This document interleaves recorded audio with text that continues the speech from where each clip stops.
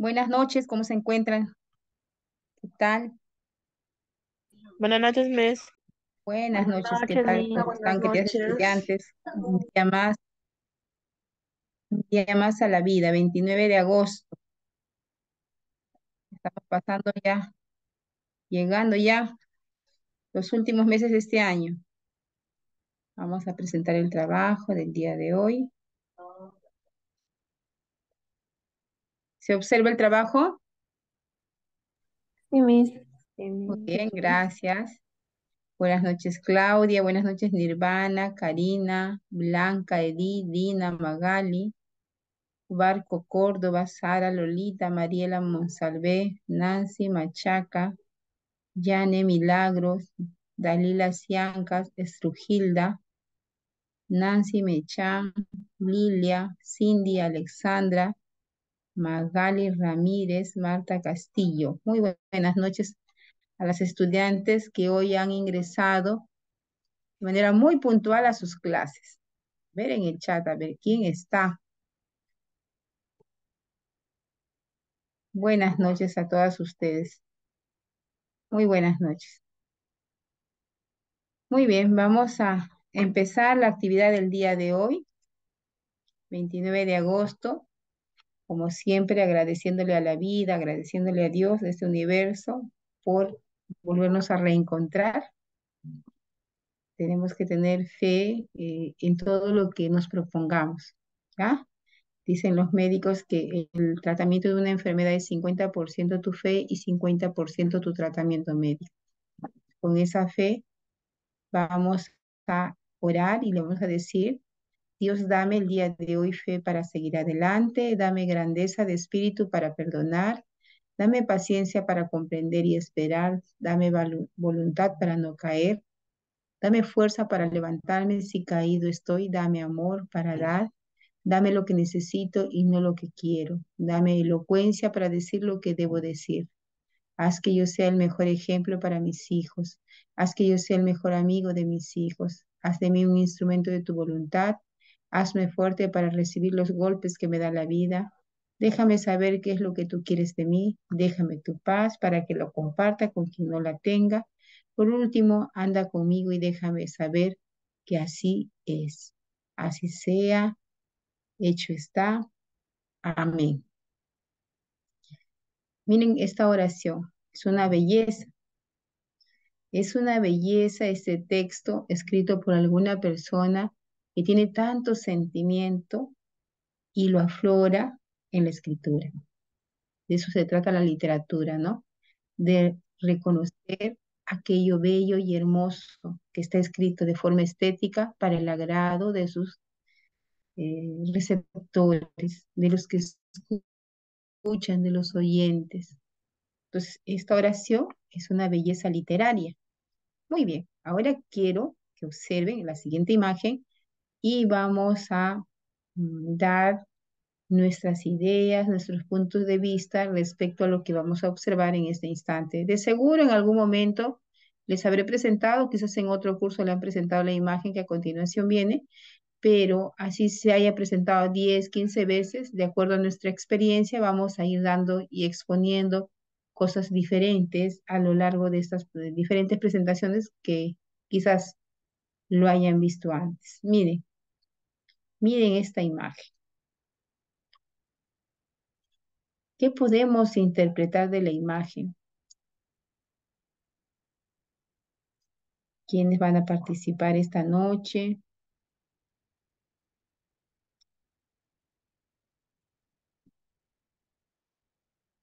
A ver, Mi, hay dos manitos. Está Nancy, Karina, gracias por prender su cámara, Nancy, Karen. A ver, vamos a escuchar a Nancy, luego a Karina, Rosita, Karen. Muy bien, ya. Geraldine, Nirvana. Miss, buenas noches. Buenas noches. Miss, en la primera imagen, pues, es un maestro, ¿no? Que está señalando la pizarra, pero los alumnos están pensando lo que de repente quiera decir, ¿no? Porque en sí todos están pensando de diferente manera, mientras que en el segundo sí se muestra una imagen y todos tienen una misma idea, ¿no? Porque se entiende lo que quiere decir con esa imagen. Ujú, gracias, señorita Torres. A ver, Karina, Mis buenas noches. Disculpe que no prenda mi cámara, estoy fuera de mi no te casa. preocupes. Ajá, Ya. el primer imagen es lo que lo veo que ahí todos los niños que están sentados no piensan igual, no tienen mismo pensamiento. Otros quieren opinar, el otro compañero quiere opinar, el otro está pensando diferentes maneras, ¿no? De diferentes pensamientos que ellos van a tener. Y el Ujú, maestro medio que, o sea, que se está pensando, porque a veces en este pedagógico nosotros que estamos realizando, todos no pensamos igual, ¿no? Están iguales en primera imagen. En segunda imagen, no hay la diferencia, ¿no? No hay la diferencia, tanto, este, todos los niños prestan atención, sea cuando el profesor dicta, silencio, todos aportan el mismo nivel, que nadie se le mezquinan, no mismo. Eso es lo que muy observo. bien, gracias. Muy bien. Galarza, la señorita Galarza. Buenas noches, Miss. ¿Qué Miss, tal? en la primera imagen observamos a un maestro que interactúa con sus alumnos, ¿no? Donde se ve que cada alumno da diferentes puntos de vista, Ujú, están opinando quizás. Y en la segunda imagen se ve a un maestro quizás que es autoritario, que todos le escuchan en silencio y dan la misma opinión quizás. ujú. Muy bien, Eh, Tania. Por ahí estamos ya. A ver, Bazán Oblitas. Muy buenas noches. Sí, pues como bien dicen las compañeras, en la primera imagen vemos una pizarra vacía. El profesor quizás ha hecho una pregunta y todos tienen una diferente manera de explicarse porque vemos diferentes formas de globos. Entonces, no quiere decir que su manera de expresar es muy diferente y su creatividad y sus pensamientos son muy diferentes. En la segunda imagen vemos en la pizarra como un signo de silencio, que nadie puede opinar ni hablar, y vemos que todos tienen el mismo globo. Entonces, eso quiere decir que es una escuela robotizada, o sea, lo que dice el profesor se hace, nadie puede opinar, nadie puede comentar. Ujú, muy bien, gracias. Vamos a escuchar, pero con la siguiente pregunta. ¿Por qué es importante desarrollar la creatividad? ¿Qué tiene que ver esta imagen con el desarrollo de la creatividad, Nirvana? Maestra, buenas noches. Yo pienso que la creatividad está relacionado con la imaginación, maestra. Por ejemplo, en la primera imagen, yo observo en la pizarra que no hay nada, ¿no? Entonces, cada quien trata de interpretar a lo que ve o lo que observa. Y en la segunda imagen, por ejemplo, ya pone ya una imagencita donde están haciendo en silencio y todos ya llegan a la misma idea, ¿no? Ya lo interfieren, interpretan de esa manera, maestra. Muy bien, Claudia Chávez, Bueno, Miss, ¿qué tal? ¿por qué por qué es importante? Porque debemos ser, el docente debe ser creativo, imaginativo, ¿no? Para atraer hacia el alumno, ¿no? Y para que no tenga muchas dudas, ¿no? Ujú. ¿Alguien más? Muy bien. Como observan ustedes en la imagen y como lo han expresado, cada una desde su punto de vista, de diferentes maneras, han observado la imagen y han dado una respuesta a las interrogantes que hemos planteado. En la primera imagen, como se observa, hay un maestro preocupado porque encuentra que sus alumnos tienen muchas respuestas divergentes, ¿no? Respuestas distintas. Y muchos de estos alumnitos están paraditos, están con la mano, expresando sus ideas, sus opiniones. están como se dice, entre comillas, muy eufóricos, dando una respuesta frente a un determinado problema. En la siguiente imagen vemos esa educación tradicionalista, ¿no? Donde el maestro tiene la razón y todos tienen que pensar como él dice. Si, por ejemplo, él está diciendo que las partes de un árbol es hojas, tallos, flores y frutos, nadie puede decir algo diferente, ¿no? Entonces, esta es una educación que no permite que se desarrolle ese pensamiento creativo, reflexivo y crítico. Más aún en la primera imagen, sí, es un maestro que crea una pregunta conflictiva y cuando ésta la crea y la presenta a sus estudiantes, ellos responden de manera creativa diferente, con diferentes puntos de vista. Entonces, nosotras las maestras de educación inicial no podemos ser maestras cerradas, que las vocales se enseñan de la A y deben terminar en la U. ¿Quién dice? Que el alfabeto, que para escribirse empieza por ma, con la lección cojito ma, y se termina con las trabadas. Tampoco se dice así, porque hoy hablamos de un aprendizaje globalizado, de una lectoescritura globalizada. Entonces, queridas estudiantes, mientras el pensamiento sea diferente, las respuestas sean distintas, se va a ir desarrollando ese pensamiento creativo que se necesita para poder inclusive escribir una oración, escribir una prosa, escribir un texto literario, escribir una narrativa, etc. ¿Ya? Entonces, es importante pues desarrollar nuestra creatividad para este curso de literatura y sociedad en contextos diversos. Ahora observemos la siguiente imagen y me van a expresar sus ideas. ¿Qué interpretan de la siguiente imagen que les presentamos? A ver, Rosita y Yasmín Mota.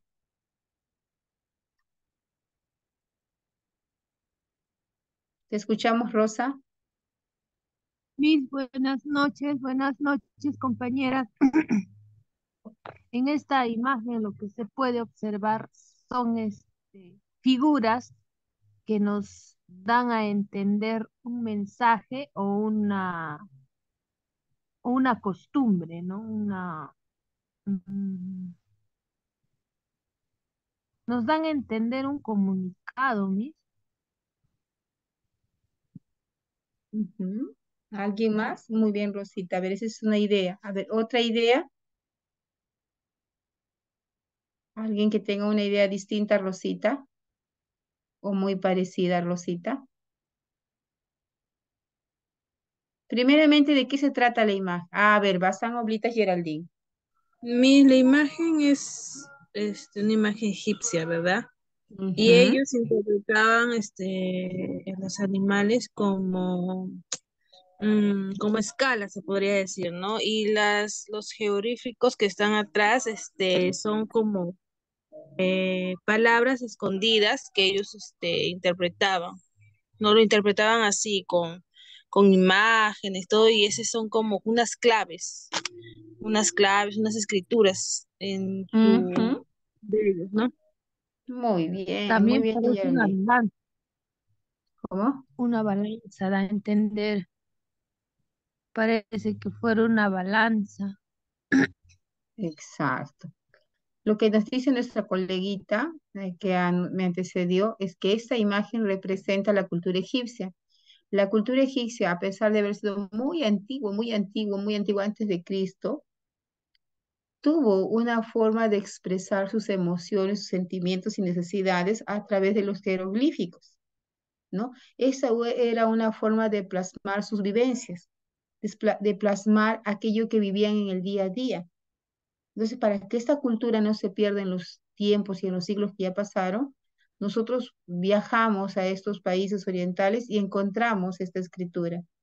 Y aquellos estudiosos antropólogos que han ido descifrando qué es lo que dice, se hace conocido en la actualidad.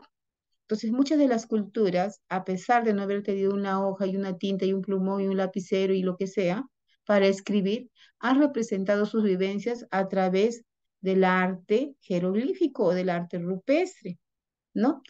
Y así se ha ido conservando muchas tradiciones orales, leyendas y fábulas de sus pueblos y no se han perdido a lo largo de los años. Entonces, esto es una pequeña introducción a la clase que vamos a desarrollar el día de hoy. ¿Qué es literatura y sociedad? La semana pasada decíamos que la literatura era un arte a nivel de un lenguaje oral o un lenguaje escrito. Era un arte estético que deleitaba a las personas que lo leían o que lo escuchaban. Entonces, el día de hoy vamos a aclarar el tema sobre literatura y sociedad. ¿Qué tiene que ver la sociedad con la literatura, chicas? ¿Qué creen ustedes que tiene, qué relación creen ustedes que hay entre literatura y sociedad? A ver, saberes previos. ¿Qué relación tendrá? ¿Alguien tiene alguna idea sobre literatura y sociedad?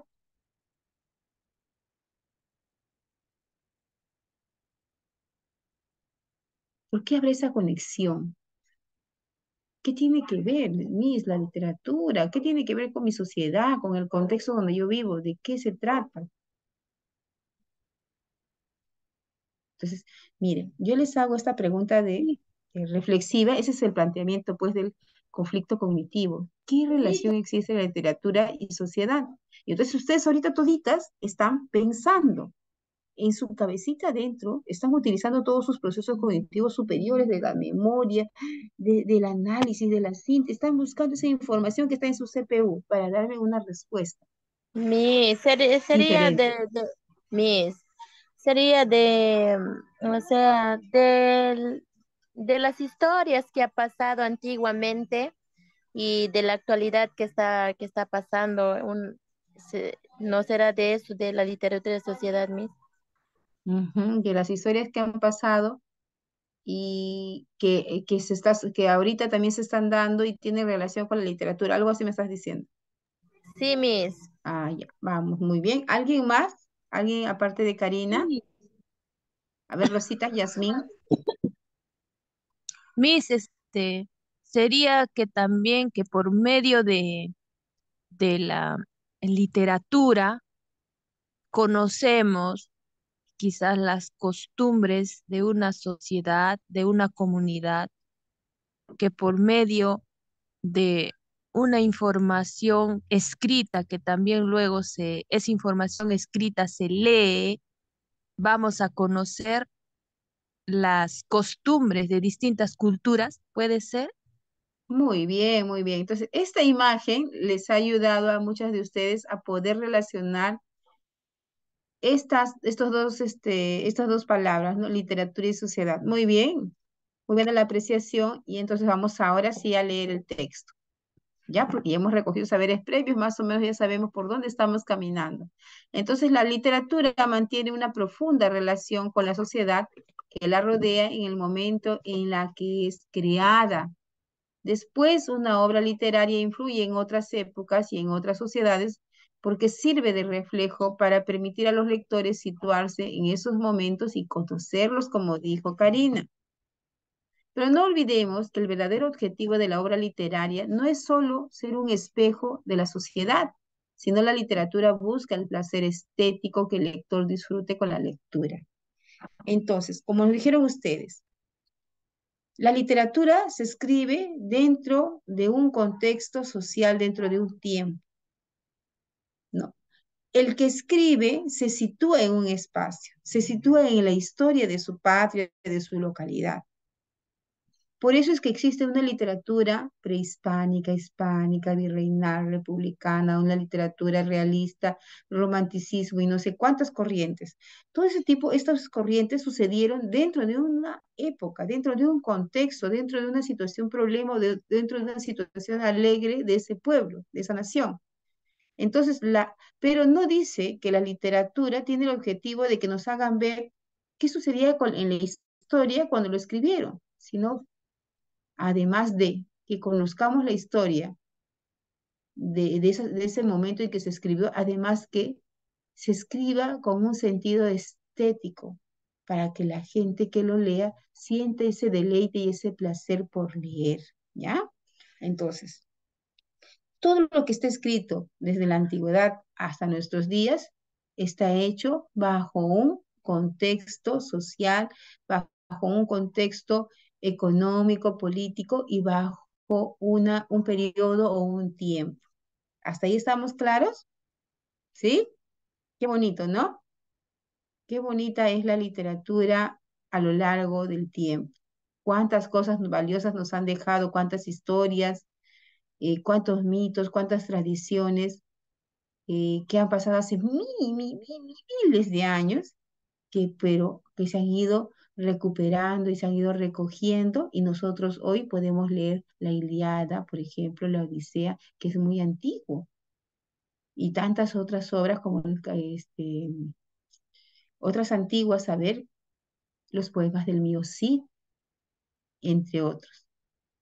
Entonces, las relaciones que se establecen entre literatura y sociedad también tienen que ver con el papel del autor y del lector, la enseñanza de la literatura como elemento educador, la importancia de la literatura como mantenedora de tradiciones y costumbres y los elementos sociales que animan a la creación literaria. En cada tiempo existió siempre un escritor, un poeta, quien recogió las ideas digamos, más resaltantes de ese pueblo para que se pueda escribir en un libro y se pueda luego más adelante darle lectura. Pero no solamente se habla de una literatura formal, también hay una literatura, digamos, popular. Por ejemplo, ustedes, ¿de qué pueblo son? ¿De qué anexos de nuestro país son? ¿De qué región? En cada región, en cada pueblo, en cada anexo, en cada centro poblado de nuestro país, tiene una literatura popular que se mantiene viva. ¿Por qué? Porque lo contó mi abuelita, la tatarabuelita y la tatarabuelita, no sé a quién es más, y hasta hoy en día. Y cuando decimos, ¿y hay alguna leyenda de tu pueblo? Sí, porque mi abuela, mi bisabuela, le contó a mi no sé quién de esto, y así me decían que era. Por eso yo no me meto a ese río. Por eso yo no cruzo por ese camino. Por eso sé que por ese caminito siempre aparece no sé, ay, mi papá le decía a estas ánimas gentiles, ¿no? Aparecen unos gentiles. Entonces, hay muchas tradiciones, muchas historias populares que se han ido manteniendo a tiempo. ¿Por qué? A través de la comunicación oral, ¿no? De la expresión oral.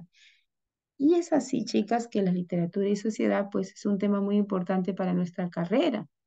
Las maestras de inicial tienen que conocer de literatura universal, peruana, en qué corrientes más o menos se hizo tal obra.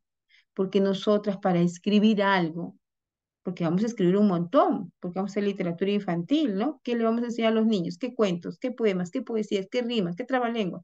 Si nosotras no conocemos al menos aspectos importantes para poder desarrollar una literatura bonita.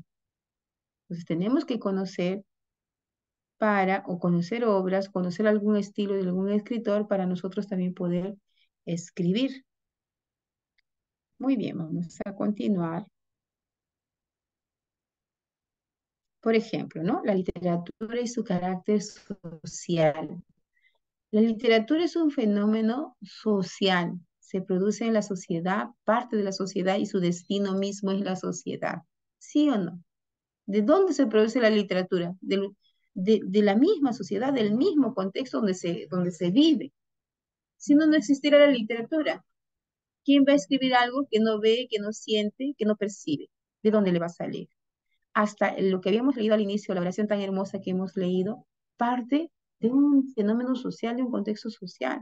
Hay muchas personas que necesitan mantener su fe viva en algo, en alguien. Y muchos de nosotros mantenemos nuestra fe en un Cristo. Y a partir de esa situación social es que se escribe tantas oraciones lindas hacia Dios. Lo mismo en la literatura, ¿no? Vemos tantos fenómenos sociales y a causa de esa situación el autor escribe.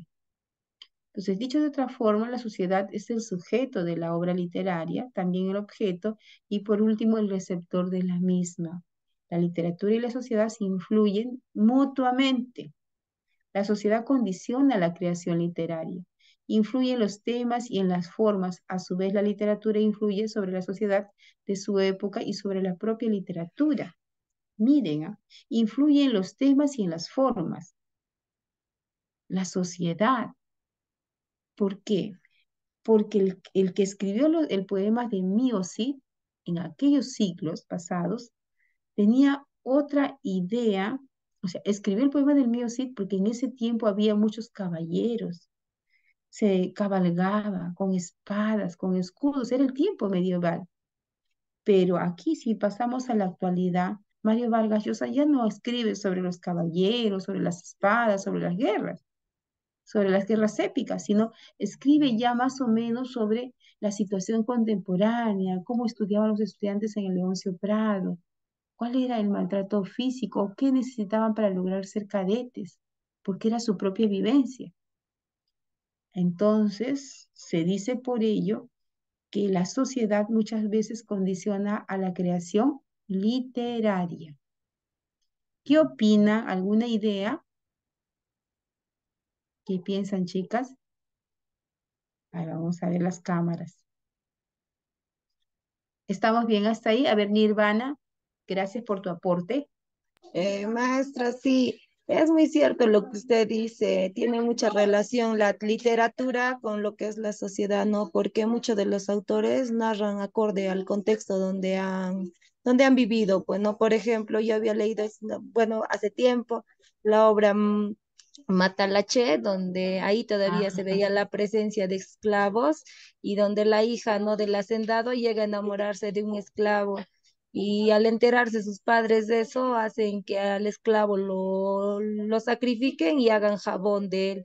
Entonces él antes de morir, y siempre me recuerdo eso, él antes de morir había pedido que con el jabón que iban a hacer de él bañen a su hijito. O sea, y se ve diferentes realidades. Exacto, muy bien.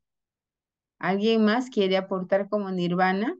En el chat también me han escrito. A ver, vamos a darle lo que se merece también el chat. La literatura va de acuerdo a la época, nos dice Rosita Yasmín. Nirvana, ¿no? Narran acorde a su contexto. Acá dice, ¿no? Sí, ¿no? Que hay historias como las huacas, las almas perdidas. Y nuestra sociedad y comunidad plasma mitos, leyendas e historias. Entonces, parece que con lo que hemos recibido en este momento, la información que ustedes me están brindando es que estamos comprendiendo y reflexionando sobre el valor de la literatura en nuestra sociedad, ¿ya? Entonces, miren esta imagen. ¿Qué pueden comentar de la imagen?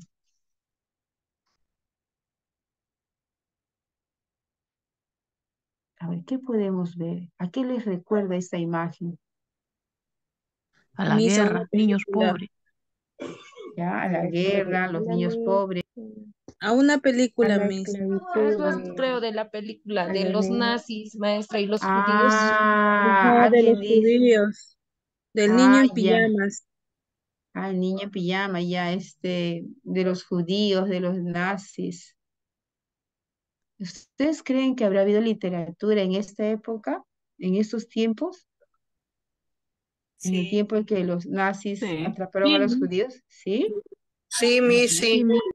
¿qué película más o menos les trae de recuerdo?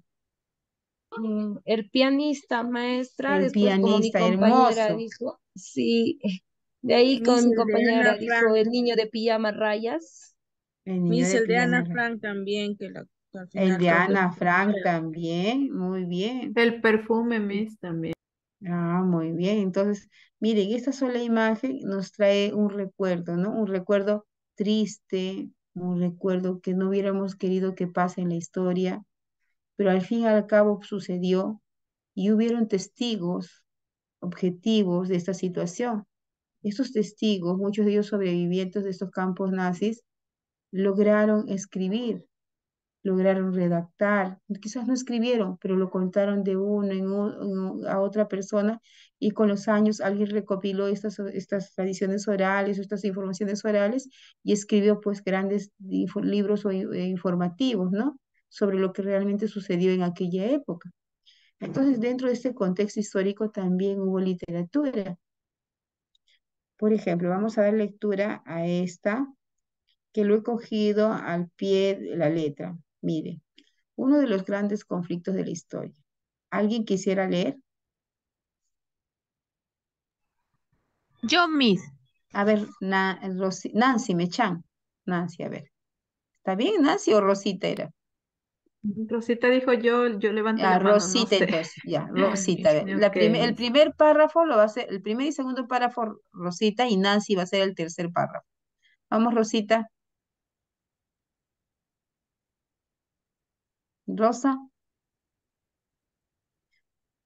Ya, Nancy, por favor. ya me- Uno de los grandes conflictos de la historia. La Segunda Guerra Mundial es, sin duda, uno de los conflictos de mayor envergadura y relevancia en la historia de la humanidad.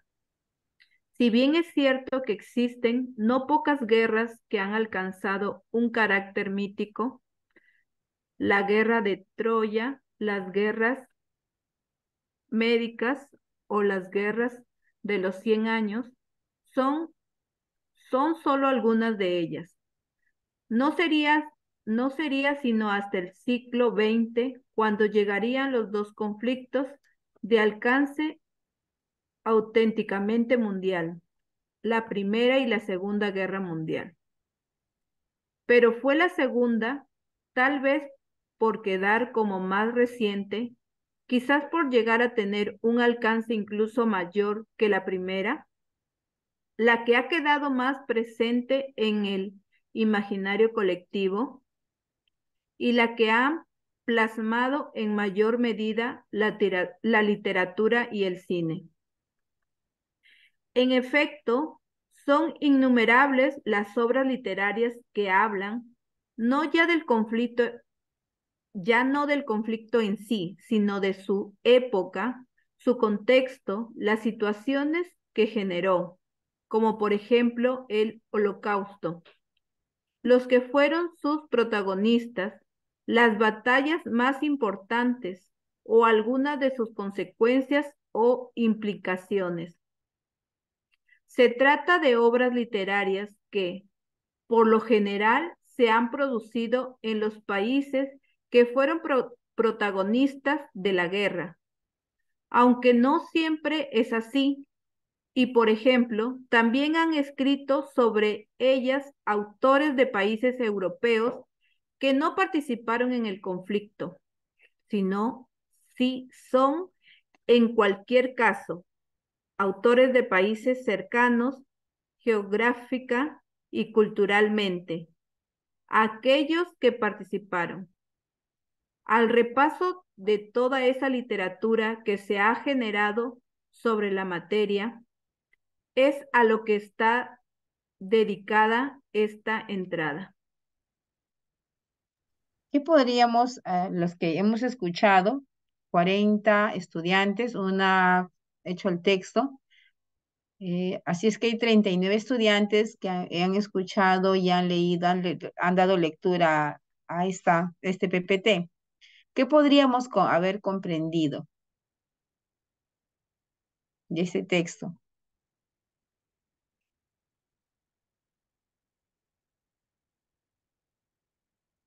A ver, Elizabeth Quesada.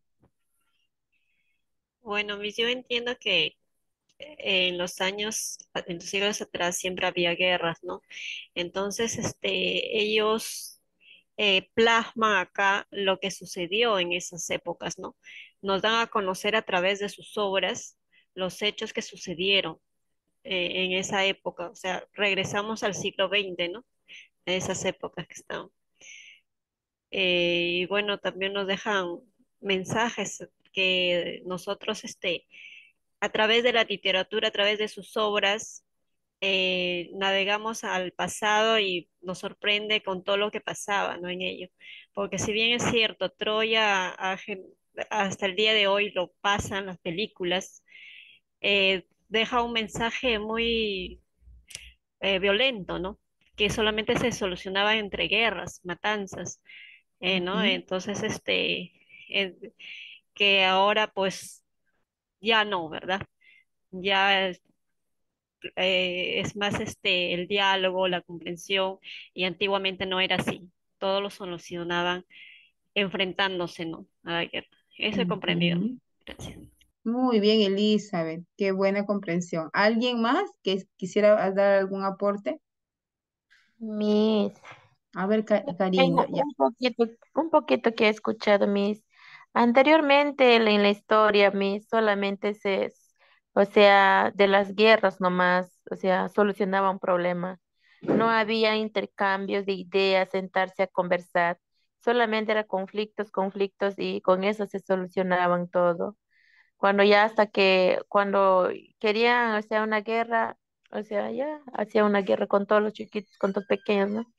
Y con eso se solucionaba, eso es lo que yo entendí, mi cita. Ujú. Muy bien, muy bien. Acá también nos dice algo muy importante, ¿no? Que dice que hubo dos guerras, la Primera y la Segunda Guerra Mundial, pero la segunda es lo que causó mayor impacto en la población, porque es en la Segunda Guerra donde se atrapa a muchos de los judíos para llevarlos a estos campos de exterminio. Entonces, esta situación de exterminio, muchos de ellos escaparon, huyeron y a escondidas escribían historias, ¿no? De lo que sucedía dentro de esos campos. Entonces, esta Segunda Guerra Mundial llevó a muchas de las personas a crear en ellos un espíritu muy sensible, un espíritu de empatía, un espíritu de sufrimiento, de tristeza frente al dolor ajeno. Y es así que surgen muchos autores que empiezan a escribir, a pesar que muchos de ellos no eran de esta nación, a pesar que pertenecían a otra nación muy cercana a ellos, empezaron a escribir esta cruda realidad que sucedió hace muchos años y esperando que nunca más vuelva a suceder, ¿no? Porque no hay derecho de tocar a una persona para suicidarlo porque no se parece a mí. Entonces, no hubo mucha empatía de parte de este pueblo, ¿no? De este pueblo nazi. Muy bien, entonces esto que les he presentado es para desarrollar en ustedes ese espíritu de sensibilidad, ese espíritu de empatía frente al dolor ajeno y que ese dolor ajeno también nos permite crear muchas obras, muchos poemas, ¿ya? Muchos escritos. Pero así como hay situaciones tristes, también hay situaciones alegres, holgorias que nos permiten escribir cosas muy alegres. Ahora, ¿quién escribió, por ejemplo, esta obra que se llevó al cine, Holocausto? Lo escribió Gerald Green, que fue un político, escritor, periodista y productor estadounidense que se graduó en Columbia tras luchar en el bando estadounidense en la Segunda Guerra Mundial. Mire, él luchó también para defender a su país en la Segunda Guerra Mundial. En el año 78 escribió el guión para la miniserie Holocausto, que gozó de una gran acogida por parte del público. Posteriormente convirtió el guión de la serie en una novela. Mire, él nació en este año, estuvo presente durante la Segunda Guerra Mundial y participó en esta lucha eh, frente a sus tropas, ¿no? De Estados Unidos. Y luego pasaron muchos años y en el 78 recién escribe un guión denominado Holocausto que fue llevado al cine y más adelante eso se convierte pues en una gran novela leída por millones y millones de personas a nivel de este planeta, ¿no? Y además tenemos una obra muy bonita que una de ustedes lo comentó hace unos momentos, denominado El diario de Ana Frank. ¿Quién ha leído alguna vez este diario de Ana Frank? ¿Alguien tiene la experiencia de esta lectura?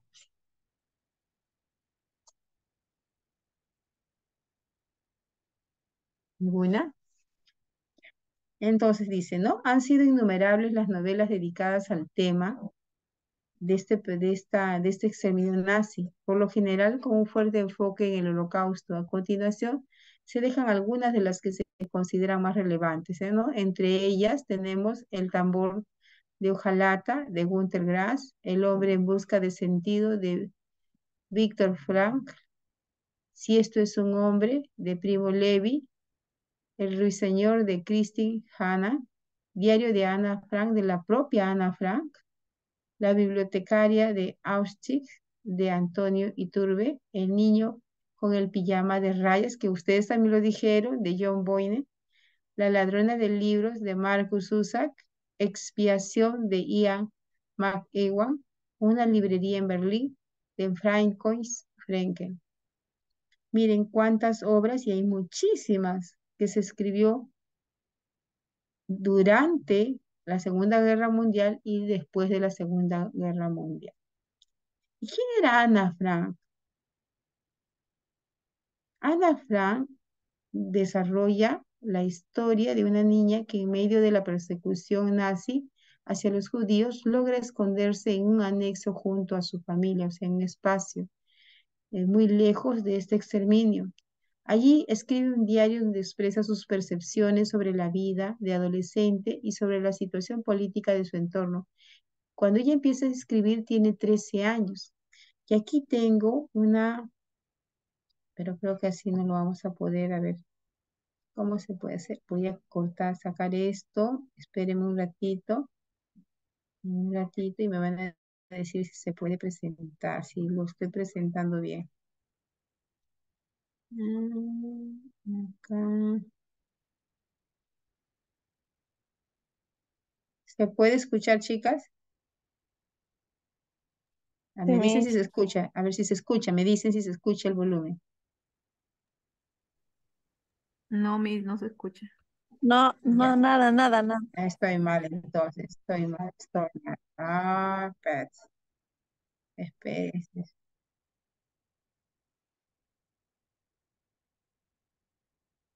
Espérense.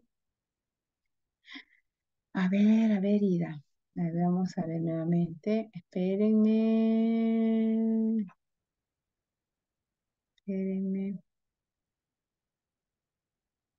Ya, Ana. Ya.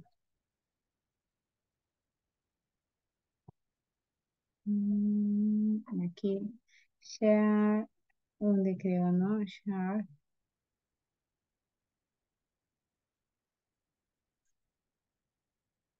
¿Me dicen?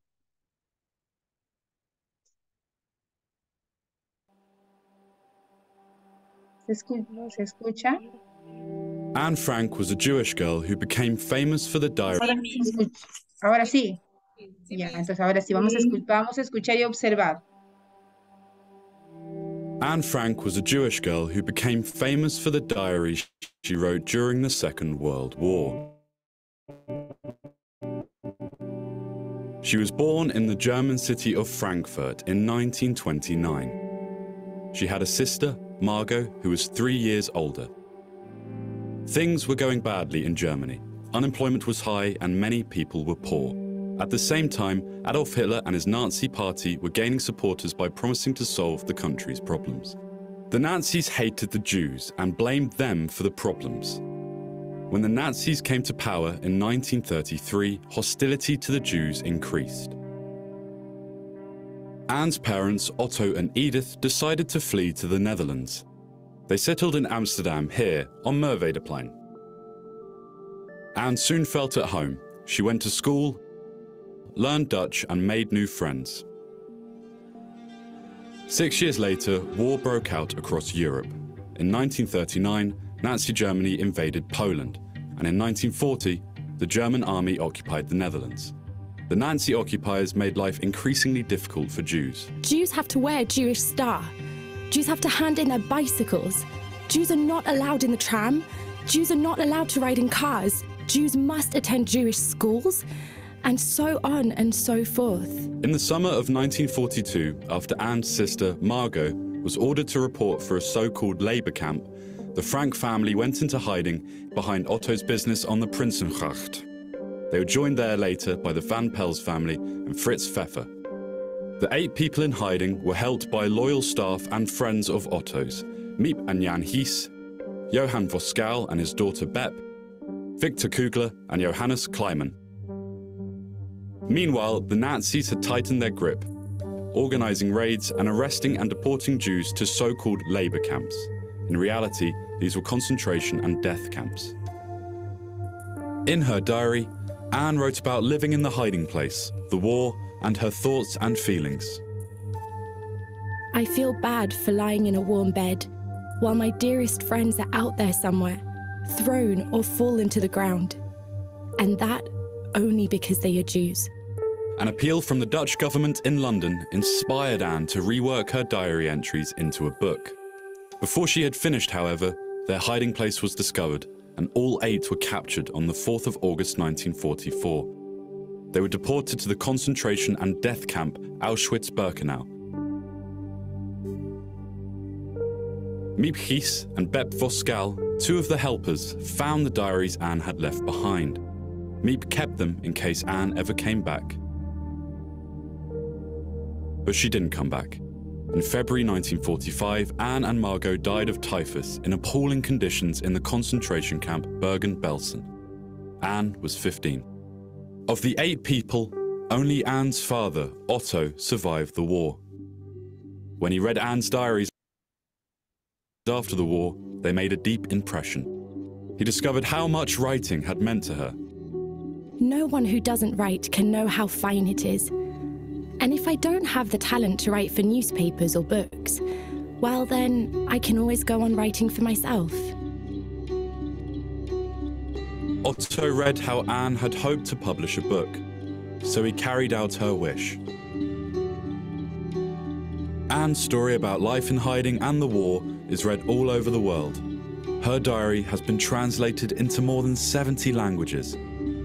The hiding place is now a museum and welcomes more than 1 million visitors a year.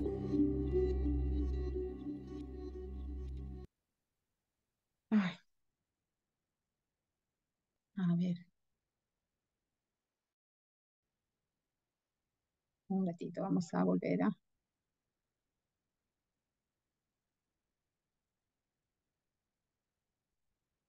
Vayan pensando qué opinan. Vayan pensando, chicas. ¿Qué sentimiento les trae? A pesar que no ha estado en nuestro idioma, ha habido un traductor ahí.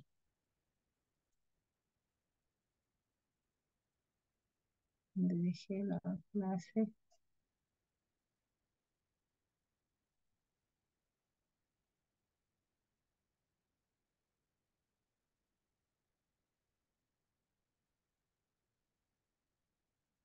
A ver, mientras yo estoy buscando la clase, por favor, he perdido el PPT.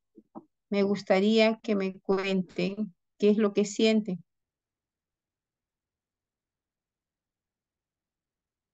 Señoritas, Yo un poco de tristeza y coraje también, por a lo ver, ¿por poco que qué? he podido entender el video, porque se deja ver, ¿no? Que había una persecución a los judíos, ¿no? Los Ujú, perseguían, luego los esclavizaban y al final el padre de Ana creo que encuentra su diario de su hija y se da cuenta, ¿no? Cuánto le gustaba escribir a su hija, ¿no? Eso es ujú. lo poco que he logrado entender, Muy bien, hija. A ver, aparte de las señoritas que están interviniendo siempre, tenemos 30, habrán intervenido 9 diferentes, pero hay 30 señoritas que no participan hasta el momento. Miss, A ver, ¿puedo opinar? quisiéramos ¿Puedo escuchar. opinar? A ver, Karina, Miss, vamos a escuchar. a la temprana edad, ella recibió conflictos, perseguido por judíos. A pesar de todo eso, ella, de las percusiones, ella empezó a escribir libros, o sea, libros de lo que estaba sucediendo, ¿no? De lo que estaba pasando, a pesar de las percusiones. Y de lo que poco he escuchado es desde temprana edad, ella empezó a escribir libros. Y, o sea, si no escribía libros, la historia no quedaba, ¿no? Y eso empezó ella, ¿no? Y escribió libros. Ujú, muy bien, si ella no hubiera escrito, hubiéramos sabido muy poco, ¿no? De lo que, o sea, hubiéramos sabido, pero no a esa profundidad que ella vivenció. Muy bien, gracias por tu intervención. ¿Alguien más? Yo por ahí vi una manito y ese fue. ¿Quién fue? Maestra, mi manito sigue. A ver, Nirvana. Maestra, sí es muy triste, ¿no? Las escenas que pasaron, en este caso los judíos, ¿no?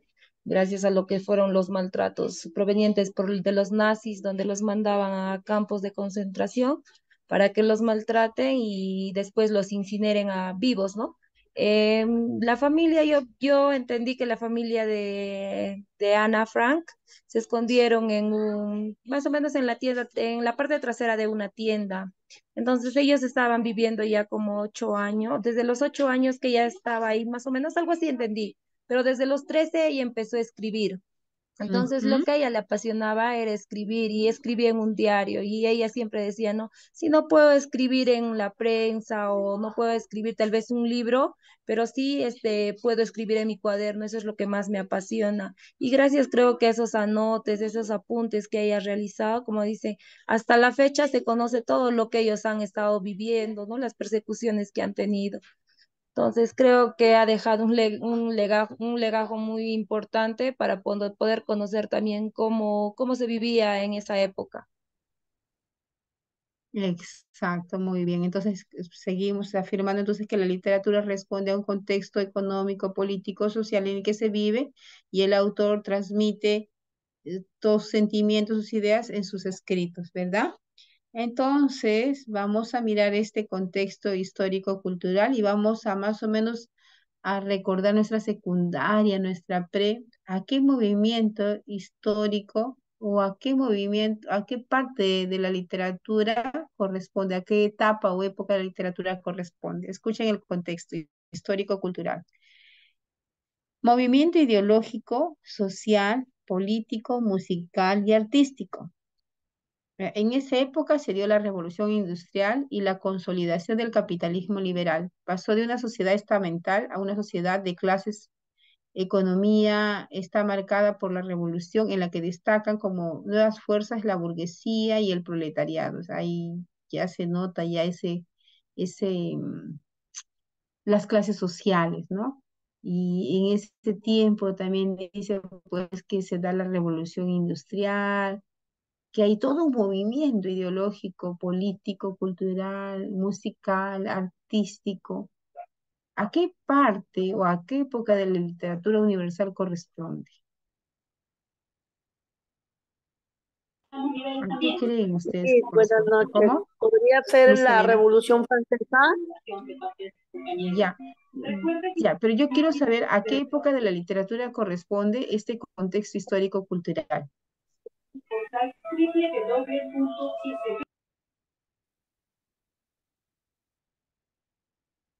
No, Googleen, chicas. ¿A qué, a ver, época de la literatura, en qué época de la literatura corresponde la revolución industrial?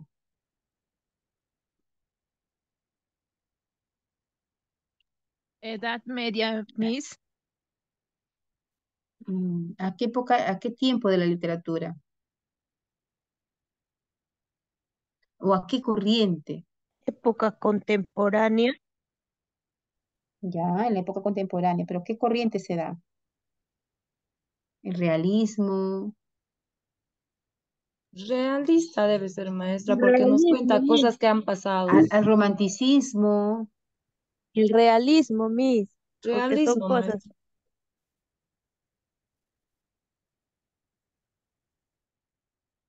Mira, dice musical y artístico. Si es que fuese así, ya sería romanticismo más, pues, maestra. Música y arte. El realismo, Miss. Adolfo Becker, ¿a qué corriente literaria responde? Busque. Adolfo Becker, ¿a qué? Romanticismo. Al romanticismo. Entonces, Gustavo Adolfo Becker responde a este contexto histórico-cultural que les mostré anteriormente. Don Gustavo Adolfo Becker escribió pues rimas, muchísimas rimas y muy bellas, desde 1867. Historias de los templos de España, Madrid, 1857, publicadas solo el tema 1, Cartas literarias a una mujer, publicadas en el Contemporáneo, Cartas desde mi celda en Madrid, Son 9 publicaciones, con el título Desde mi celda, Libro de los Gorriones, obras completas, también publicadas en Madrid, son 2 volúmenes, o sea, hizo tantísimas rimas, porque también fue encarcelado en alguna ocasión y desde allí también hizo sus grandes poemas o rimas, ¿no? Gustavo Adolfo Bécquer tiene, por ejemplo, yo he sacado este pequeño extracto de sus poemas. ¿Quién quisiera leerlo? Yo, Miss. A ver, Pilar.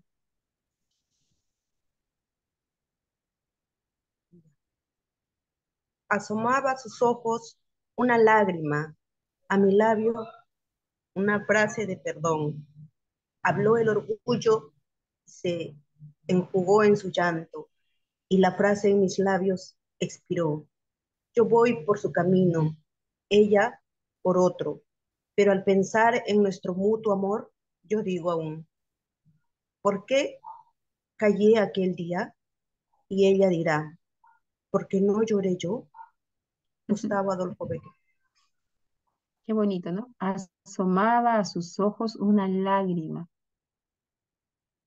Miren, asomaba a sus ojos una lágrima y a mi labio una frase de perdón. Pero más fue el orgullo de ella que se enjugó su llanto y las frases en mi labio expiró, es decir, no lo dijo. Yo voy por un camino, ella se va por el otro, pero al pensar que seguíamos amándonos los dos, yo digo aún, ¿por qué callé ese día? Y ella dirá, ¿por qué no lloré yo delante de él? Bonito, ¿no, chicas? Sí, mi, está lindo. Hermoso, Romántico, Miss. hermoso.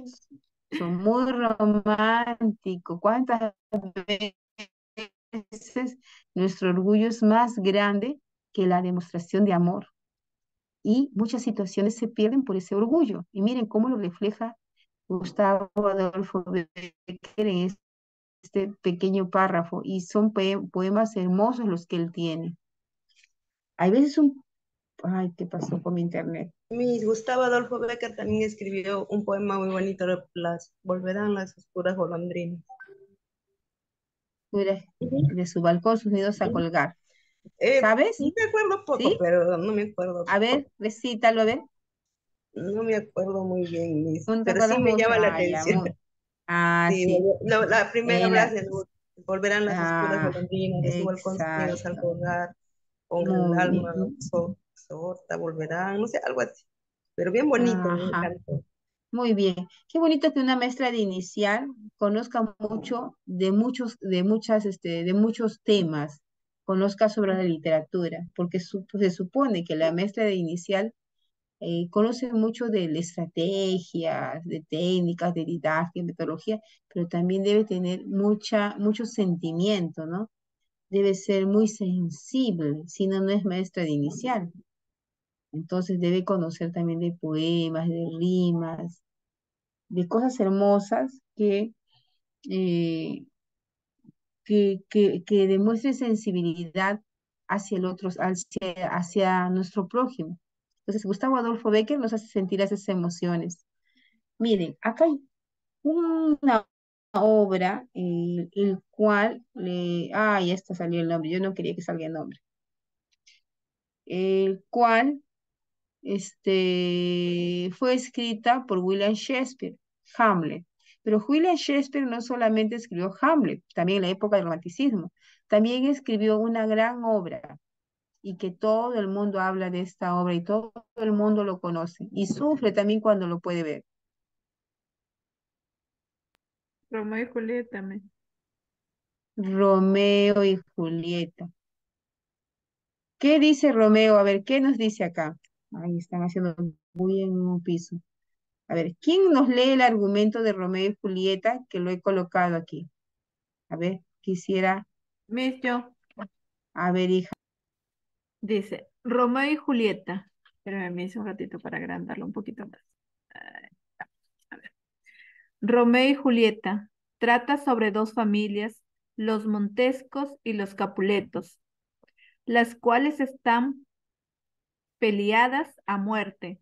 Romeo, un joven hidalgo perteneciente a la primera familia, y Julieta, una bella doncella perteneciente a la segunda. Un día los Capuletos ofrecen una fiesta, a la cual Romeo acude disfrazado. En la fiesta conoce a Julieta. Ambos se enamoran y el tiempo después se casan a escondidas con la ayuda del fray Lorenzo. Mercurio, un amigo de Romeo, mantiene una pelea callejera con Teobaldo, de la familia Capuleto, quien está furioso por la presencia encubierta de Romeo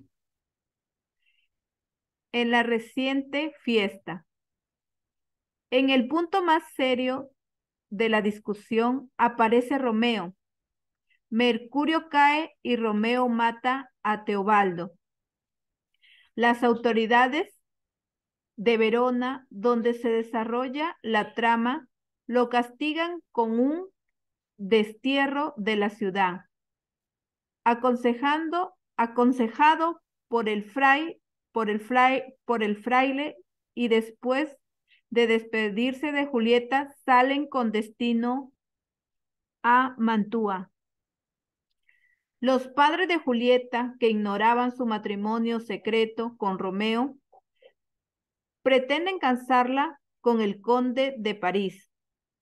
El fraile le aconseja aceptar, pero le indica que la noche anterior de la boda se tomara una poción que la mantendría como muerta por 42 horas.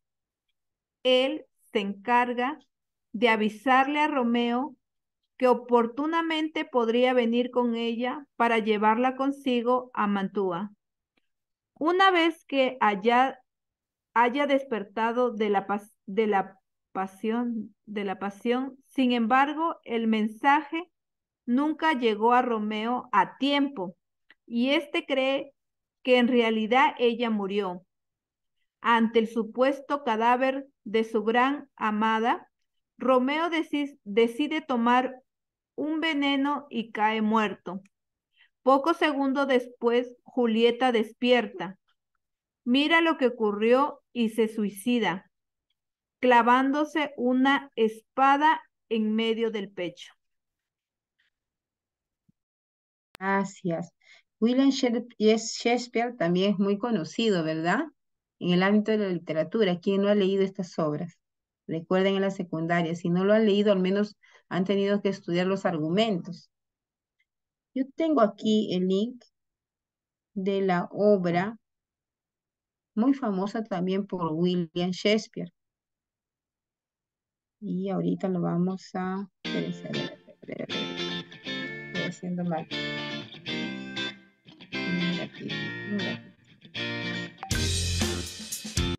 Vamos a cortar ese y vamos a subir.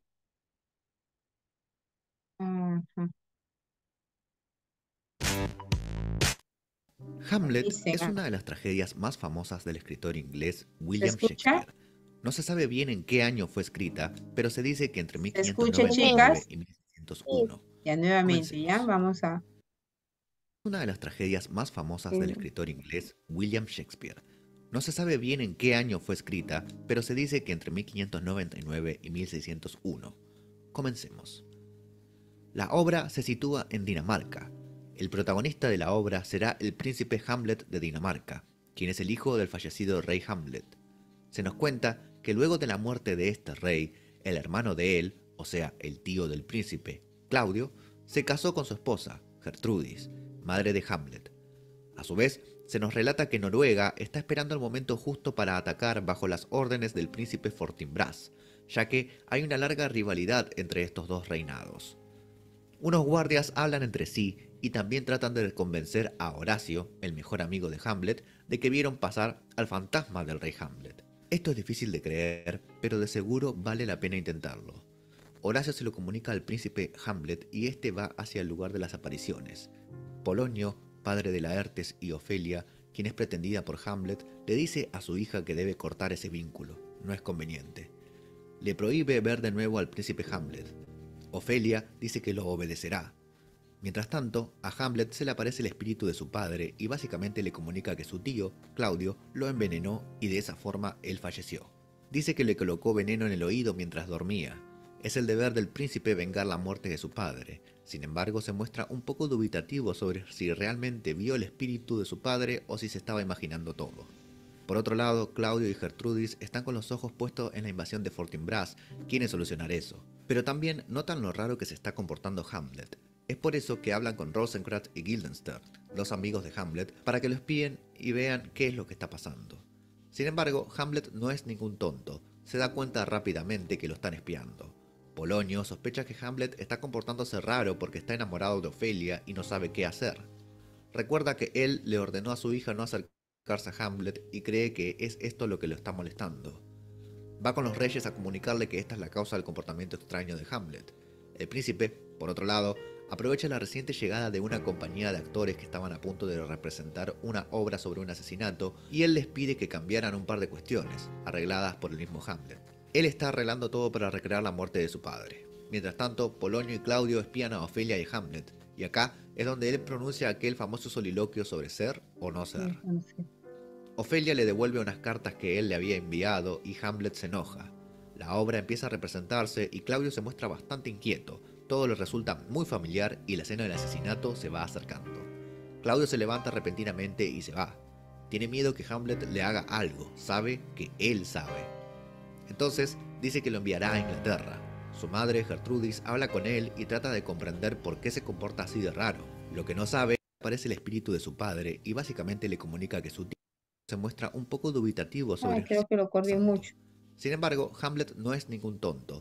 Que estaban a punto de representar una obra sobre un asesinato y él les pide que cambiaran un par de cuestiones, arregladas por el mismo Hamlet. Él está arreglando todo para recrear la muerte de su padre. Mientras tanto, Polonio y Claudio espían a Ofelia y Hamlet, y acá es donde él pronuncia aquel famoso soliloquio sobre ser o no ser. Ofelia le devuelve unas cartas que él le había enviado y Hamlet se enoja. La obra empieza a representarse y Claudio se muestra bastante inquieto, todo le resulta muy familiar y la escena del asesinato se va acercando. Claudio se levanta repentinamente y se va. Tiene miedo que Hamlet le haga algo, sabe que él sabe.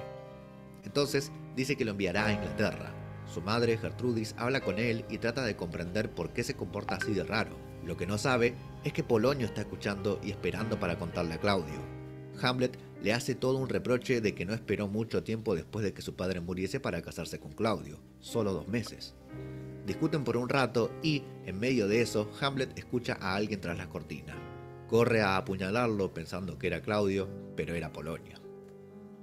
A Hamlet se le aparece el fantasma de su padre, pero la reina no ve nada ni oye nada. Todo indica que Hamlet está totalmente loco. Hamlet esconde el cuerpo de Polonio y se prepara para ir a Inglaterra junto a Rosencrantz y Guildenstern, quienes tienen órdenes de matarlo. Al enterarse de la muerte de su padre, Laertes regresa con la idea de vengarlo. Ofelia, por otro lado, está volviéndose un poco loca. Claudio, aprovechando la situación, decide llenarle la cabeza a Laertes de que toda la culpa del crimen contra Polonio es de Hamlet, lo cual en teoría es cierto, pero no quiere decir que Claudio no lo use en su ventaja. Para ventaja de estos dos personajes, Hamlet está regresando a casa por unos inconvenientes que tuvieron en el viaje en barco. Claudio y Laertes deciden que hay que matar a Hamlet a toda costa. Así es como comienzan los preparativos para que ambos luchen a mano armada, solo que Laertes llevaría una espada envenenada y, en caso de fallar, Claudio le ofrecería una copa de vino envenenada. Sin embargo, en medio de este caos, Gertrudis les comunica que Ofelia apareció muerta, ahogada en el río, con posibilidades muy altas de que se haya suicidado. Más adelante, llega Hamlet, se entera de la muerte de Ofelia y lo lamenta muchísimo. Hamlet encuentra una carta de Claudio en la que ordenaba matar a Hamlet y la modifica para que maten a Rosencrantz y Guildenstern. Se enfrenta con Laertes después y este lo hiere con la espada, pero Hamlet logra quitársela y herirlo también con esa espada, por lo que ambos ahora están envenenados. Por otro lado, Gertrudis toma la copa de vino que era de Hamlet y muere. Laertes le confiesa a Hamlet que lo del vino fue idea de Claudio y Hamlet lo hace beber de esa misma copa a Claudio. Antes de morir, Hamlet ordena que se le herede el trono a Fortinbras, quien iba a invadir el lugar, y pide que se le cuente la verdad de lo sucedido. Fortinbras llega, observa toda la masacre y luego ordena un funeral en honor a Hamlet. Así es como acaba esta famosa tragedia del escritor William Shakespeare. En la pantalla estaré dejando un repaso sobre los personajes más importantes.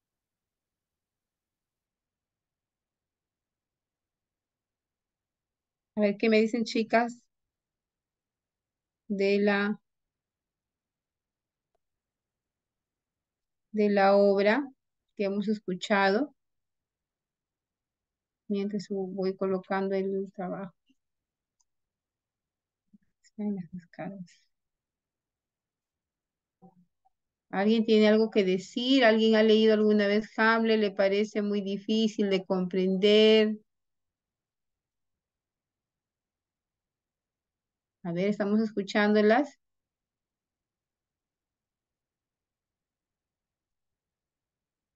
¿Están ahí, chicas? ¿O mi internet se ha ido? Quizás si estoy... Estamos, Miss, acá. Está lindo la obra, Miss. ¿Sí? A ver, ¿qué hemos entendido de la obra? A ver.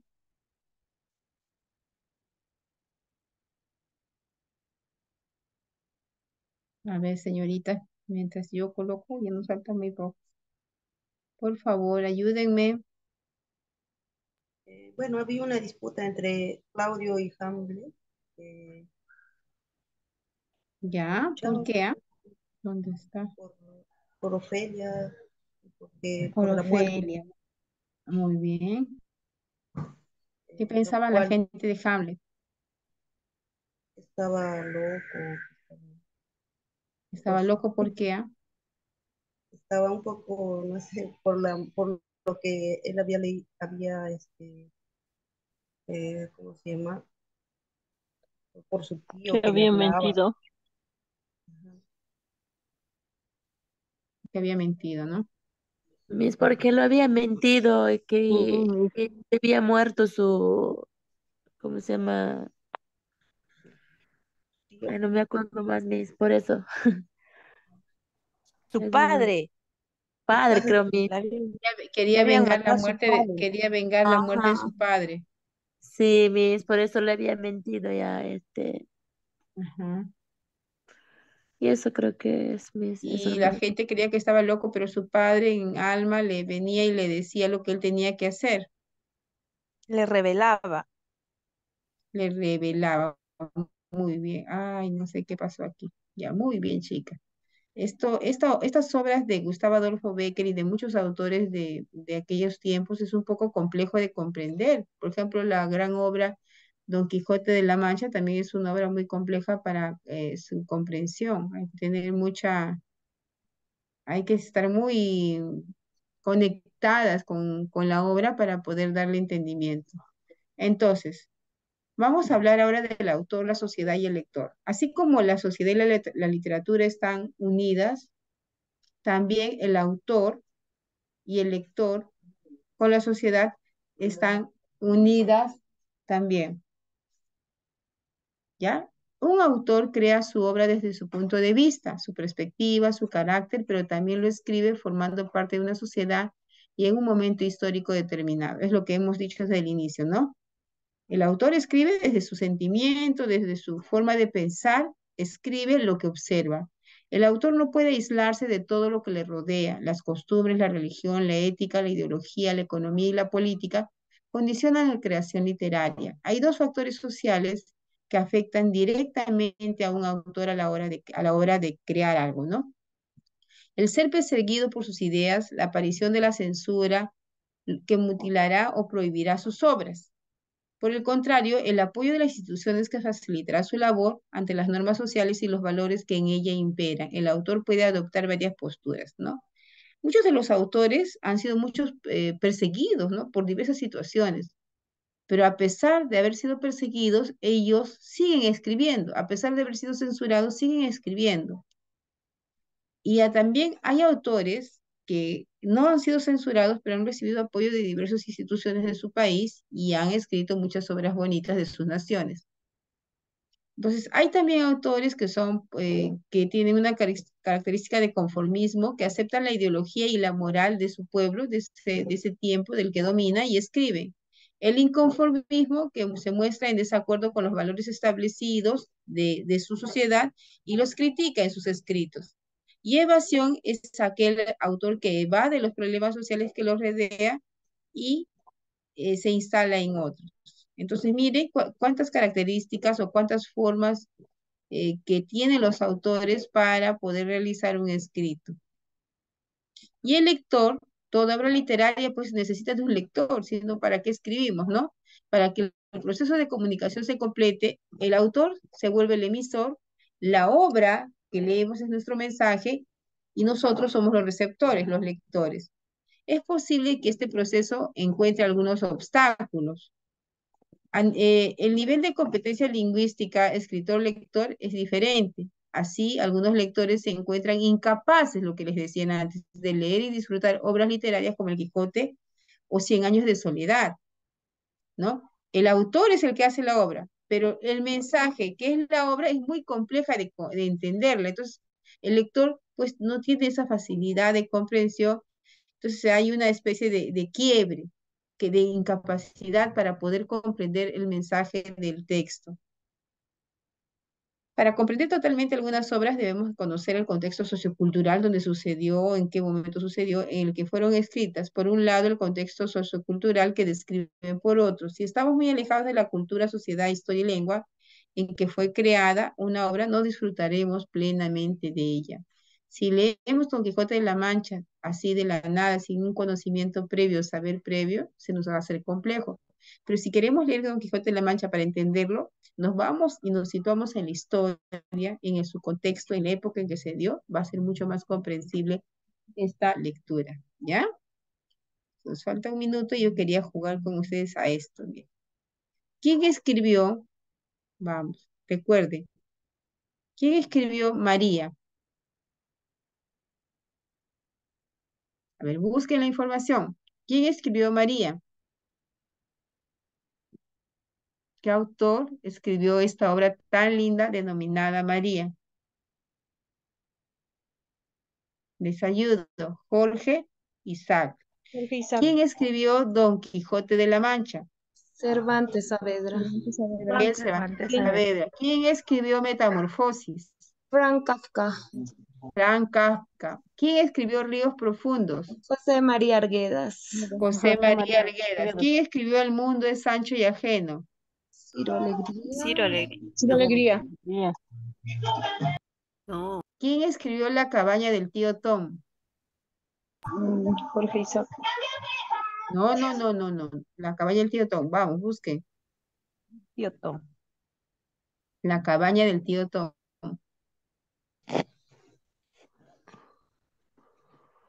Manuel Asensio Segura.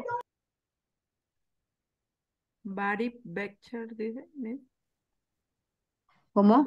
Barry Beecher. Ay, eso es, inspiró en Javier Barry, de a Stone. ver. Barry Beecher Stoneway. Se inspiró en eso. 100 años. Ya.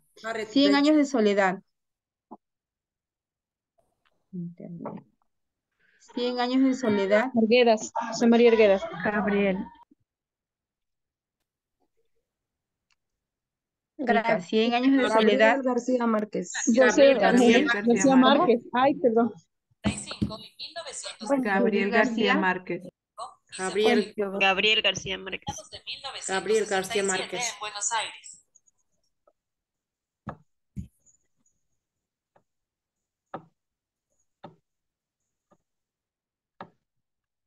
Ya. No sé qué pasó con el internet, se movió, se apagó y se volvió a prender. Chicas, la próxima semana terminamos con este juego de escritores y de obras. Mientras tanto, para la próxima semana van a ir buscando la obra La cabaña del tío Tom. Ya es una obra clásica. Lo deben vender en las librerías o en alguna feria de libros. Es la obra La cabaña del tío Tom. Tiene 22 capítulos. Consíganlo hasta la otra semana y luego nos vamos a dividir 2 compañeritas, un capítulo. Y cada semana las 2 compañeritas nos van a ir contando qué nos dicen los capítulos de la lectura que vamos a hacer, ¿ya? Vayan buscando la obra La cabaña del tío Tom y espero que esta clase haya sido de mucha utilidad para ustedes, que hayan recordado muchas obras famosas y que nos hayamos llenado pues de ese espíritu de sensibilidad para poder escribir. Recuerden que ustedes también van a ser escritoras, van a hacer un montón de cuentos para niños y necesitan ser muy sensibles y recoger muchas ideas y muchos conocimientos de su localidad, de su comunidad. Un gusto, un placer, nos estamos viendo hasta la próxima semana. Gracias, Miss. Gracias, May. Gracias, Miss. Cuídense, un gusto, Maestra, una consultita y nos había dicho para averiguar una leyenda o una historia de nuestra zona. Vayan buscando, esta es la segunda semana, vayan vayan escribiéndolo, vayan recogiendo esta información y yo les voy a pedir en un momento oportuno. Mientras tanto, ya tienen 2 tareas, el de la leyenda o la historia o la tradición de su pueblo y la obra La cabaña del tío Tom, ¿ya? Nos vemos, cuídense. Gracias, Hasta maestra. Hasta la luego. próxima clase. Miss, gracias. Hasta la próxima. Gracias, Mecha.